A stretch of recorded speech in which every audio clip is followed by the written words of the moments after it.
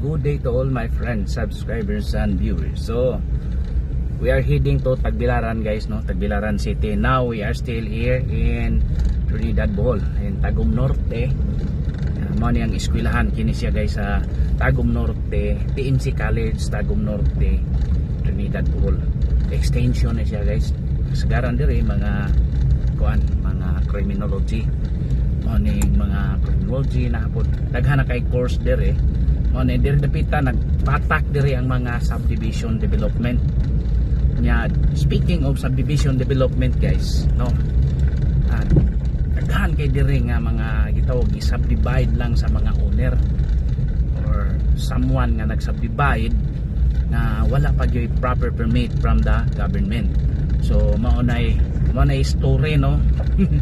Maunay sitwasyon, wala pa sila proper permit, although the government dire sa Trinidad doon na sila gitagaan og cease and desist order kay na may nagsabibay niya wa man mo follow sa ilahang protocol.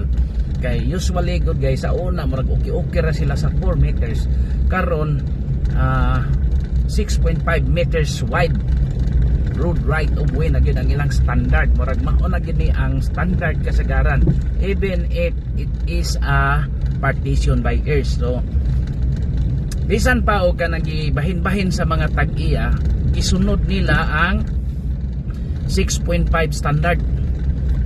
Although si surveyor man god mo ingon na si surveyor nga pagbuot sa tag-iya man god may akong gisunod, pero in reality useless lang gyapon kay dili man mo approve ang government. Unya kung kita magpataka tagpalit bitaw, magpataka ta og kuan kay daghan man sa nag-agent pro nag-ahinte nga wala gid po sila proper kanang permit, wa sila proper accreditation, wa sila ang ila lang gyud nga makabaligya lang gyud sila. Although there are agents po nga makita nimo nga nagidala sila og realty, makita silang profile nga under sila sa usa ka realty. Pero kung tan-awon lagi nimo sa PRC gyud sila recorded to. Amo na nang gilantaw sila ingon ana. So si Trinidad atong mayor dire si Mayor Cajes, no, murag ni follow na ni sila sa kanang pamaagi kung unsa mga subdivision development kay labi na ang ilahang lungsod dire sa Trinidad o atong lungsod kay naa naman pug ko dire nagka-improve na first class municipality of Bohol. So one of the first class municipality of Bohol. It's a northern part of Bohol province. So nindot sad kayo i-invest dire guys. So amping-amping lang gyud ta kay magpalit lagi tag mga property sa mga unregistered real estate salesperson. Mabaligya ra gyud sila, kutob silang mahimo. Napakoy na obserbaran dire kanang gitawag og CLOA, no, ang title. Kuan jud ko nya gi subdivide.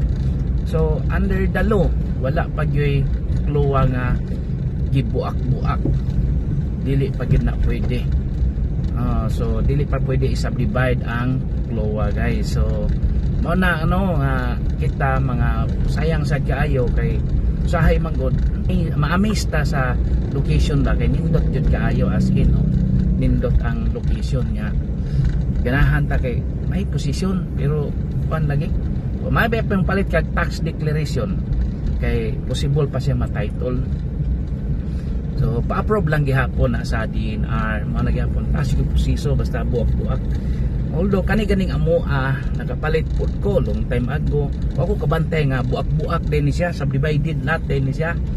So na-approve man sa munisipyo, marang ni-consider man sila pero hantod karon wala pa gyud mi nakapanag-iya og single title. Wala gyud pa gyud, wala pa gyud na-approve.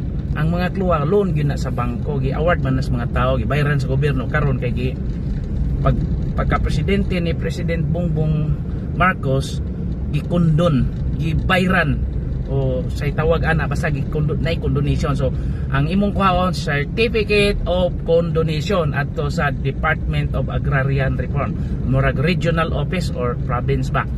So mana katong dunay mga kluwa title, no, tuad instead mo ato muslan bank may balance, wala na gi ana na sa gobyerno, wala na, gi cut off na.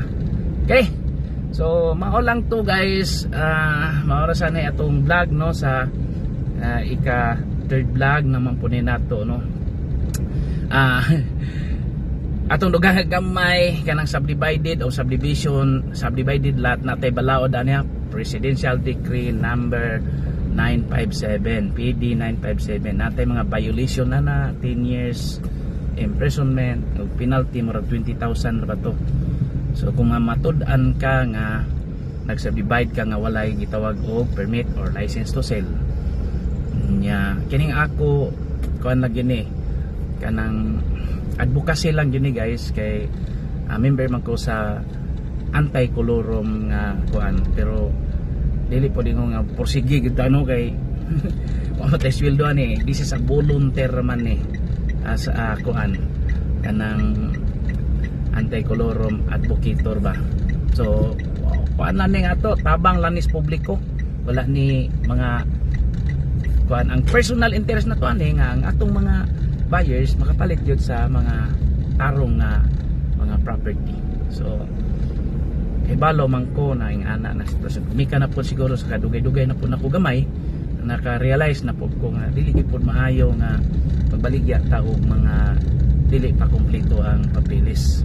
Kung naman gani dili kumpleto at least ma-process ra gyud pero mga subdivided lot so disod yun kay taas yung proseso ana kay kinahanglan pa magkag permit sa munisipyo, DNR, makonvert ba na o residential o sa DAR, mo na conversion sa DAR, dagan kag proseso. Na license to sell pa to Department of Human Settlement and Urban Development, DHSUD. So daghan jud kag magyan ya. Kung nay mo reklamo, pwede sa kamakiha. Yang subdivide ka. Ya, plus agent ka way lisensya, walay accreditation, na apoy additional penalty under Republic Act 9646. So, stop up na nga kamo o kita mga aspire nga mag real estate, no? Careful ta, di ta basta-basta magbaligya. Okay? Mauna to guys. So, to Tagbilaran City. So, thank you very much and God bless to all. Happy viewing. Bye.